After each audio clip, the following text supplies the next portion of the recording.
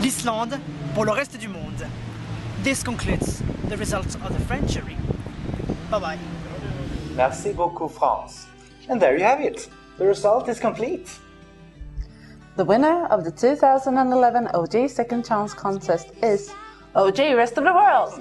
For the first time in this competition's history, the Rest of the World Club stands as the winner. How exciting! I wonder where we will go next year. We hope that you have enjoyed this final, and we hope to see you soon again. We leave you with the scoreboard and the winning song. See you next year. In the Rest of the World. Hej då! Þú ert svo minni sem lýsir myrkur hugans. Ég man þig oft nætur, nóttin svo dimm. Þú ert svo